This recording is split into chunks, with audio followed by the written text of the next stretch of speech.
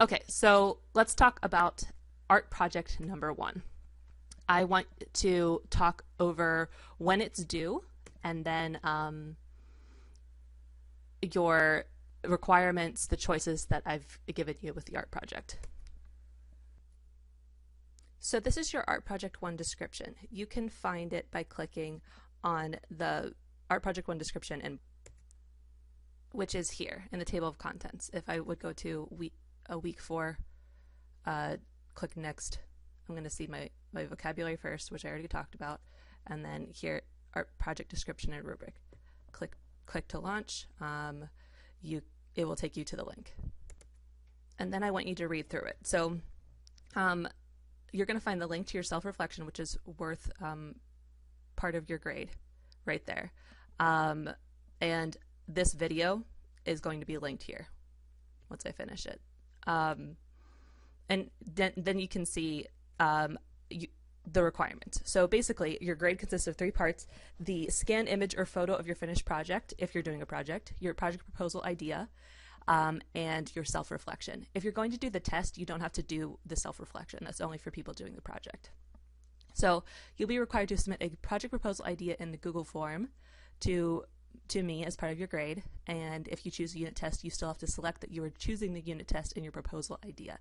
That's me just trying to get you guys to think about your options and trying to get your thinking behind picking different projects. I'm trying to get to know you as artists, so that's part of my thinking there. If you're doing the test, that's great. That's a way for me to know that I don't have to be looking out for your project. You're going to complete the test, and it's going to be graded in Blackboard. So your finished project grade depends on how well you complied with the requirements of your chosen project and the neatness and effort. So the rubric's on the second page. I'll show you that in a second. You'll submit your final image of your art project on the self-reflection Google Forms. So there's a place now on Google Forms to submit files. So, and then the idea behind the self-reflection is professional artists often submit an artist statement with their finished product. For your projects in this class, you will be required to submit a second Google form, and you'll turn your project in on the form. So the idea there is not only are a lot of artists required to complete a self-reflection, but it's also my way of sort of being with you through the project. You know, a lot of times on your project proposal, people will tell me what they're going to do, and then when they turn it in, it's a completely different project. And that's totally fine. You can change your idea halfway through, but in your self-reflection, I want you to tell me why. Maybe it was harder than you thought. Maybe the materials weren't working well for you. Maybe you got halfway through it and you realized you were going to run out of time. Maybe you found yourself more interested in something else. I want to know these things. I want to know what you struggled with so I can help you. So you will have an extra week after you get time to work on your project until you turn it in. So during week 4, you're supposed to be working on your art project. During week 5, at the end of week 5 is when your project is due. I give you lots of time because I know that sometimes things happen. You want to put a lot of time into this project. I totally get that. So that is why I give you so much time. All right, your first idea is an abstract painting. So it's going to be in the style of Vasily Kandinsky or Jackson Pollock. If you're interested in abstract painting, you can come to office hours and talk to me about it. Acrylic pour painting is also an option. We can give you some videos or a little bit of a tutorial on that. Your still life painting. So you want to follow the video for tips and tricks on making a still life painting. I made a still life painting for you guys. Just watch the video and see if that's what you want to do. You must have a set of complementary colors and 2 more elements of art that you have to explain in your self-reflection.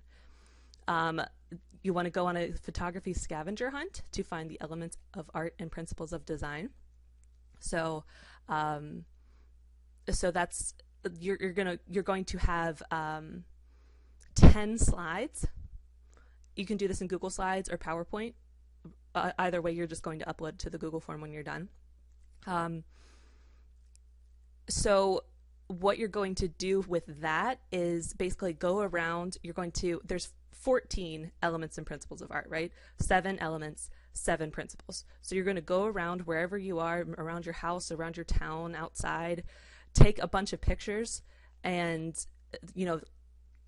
going with the elements and principles of art. This one shows color, this one shows value, this one shows emphasis, this one shows balance. studying elements and principles of art and choosing that, you're basically going to make a little photography portfolio based on what you can find in your photos.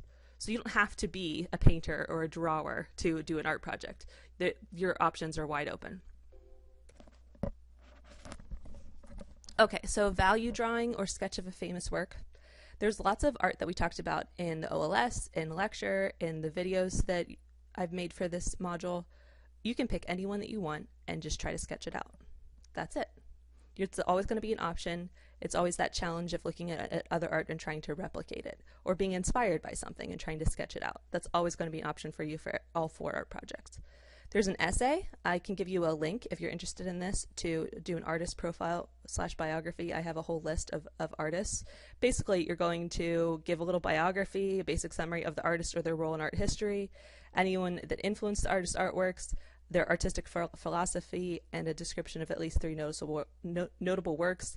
That can be short, but then I want you to sort of critique one of their pieces of art.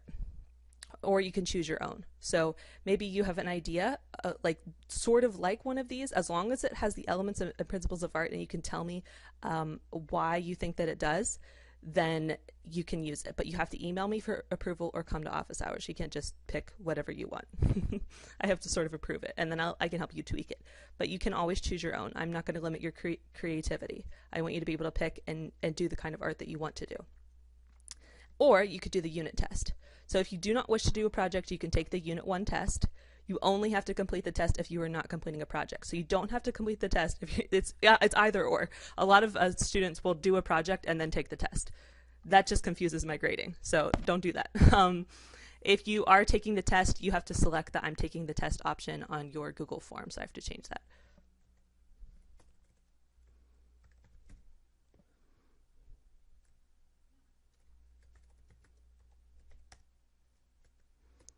Okay, so here's the project rubric if you're doing the project. So focus, directions, creativity, neatness, effort, project proposal, and self-reflection. So you do get 10 whole points out of the 30 for just filling out the Google Forms.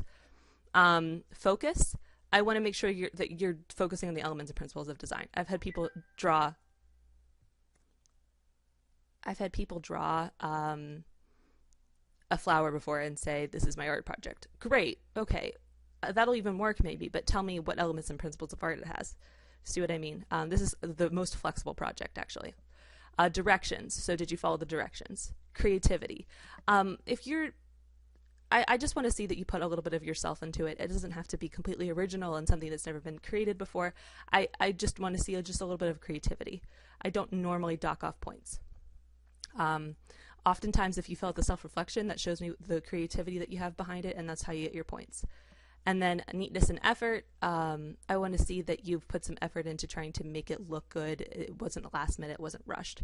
I sometimes subtract points if it's on like lined notebook paper, if it looks like, if it basically looks like you spent 5 minutes on it. And I'm usually pretty forgiving with that, but I can tell when it's lack of artistic ability and when it's just last minute. And before I dock those points, I might talk to you about it. But I always give you a chance to resubmit if you want. And then project proposal and self-reflection, you get 5 points just for filling those out with the Google Forms. And that's the art project, basically.